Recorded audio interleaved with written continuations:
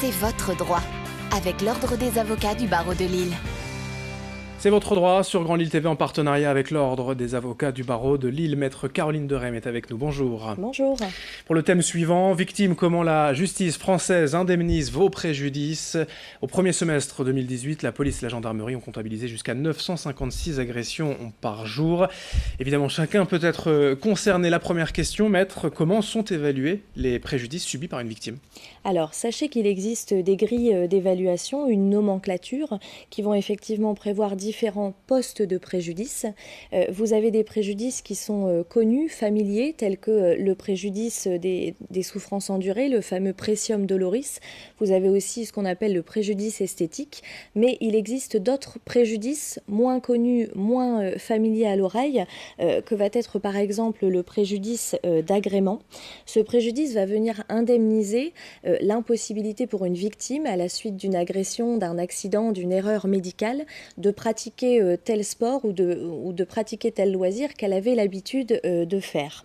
Ce sera par exemple le cas d'une danseuse qui a eu le pied abîmé et qui ne peut plus exercer son art. Vous avez d'autres postes de préjudice également moins connus, tels que le préjudice d'établissement.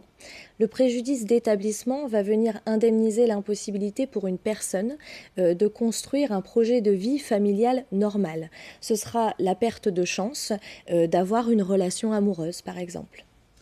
Y a-t-il aussi des préjudices nouveaux que les grilles d'évaluation n'aient pas encore pris en compte ? Alors oui, effectivement, l'actualité récente a créé de nouveaux préjudices et ce sera le cas notamment à la suite des attentats. La création du poste de préjudice d'angoisse de mort imminente, qui a encore une définition floue mais qui vient indemniser l'angoisse intense des victimes qui ont vu venir la fin. Donc vous constatez que l'indemnisation, cette matière, est une matière profondément humaine et sibylline. Ce que je retrouve essentiellement dans le cadre de l'exercice de ma profession, ce sont des victimes qui vont me dire je ne suis pas procédurière, je veux juste tourner la page et en terminer.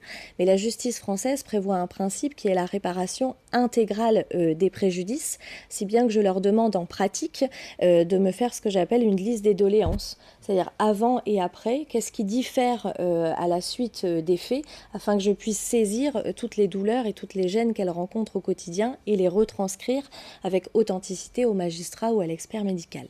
Concrètement, si l'on est victime, quels sont les réflexes à avoir ? Alors, si malheureusement vous êtes victime d'une agression, il y a plusieurs réflexes à avoir. Ce sera déposer une plainte auprès du commissariat ou de la gendarmerie la plus proche de votre domicile. Ce sera également aller faire constater vos blessures le plus rapidement possible auprès d'un médecin, consulter un avocat qui pourra vous conseiller et également déclarer ce qui s'est passé auprès de votre assurance. Et d'une manière pratique aussi, comment obtenir le versement des sommes dues ? Alors oui, effectivement, il se peut, après plusieurs années de procédure, que l'agresseur ne soit pas solvable.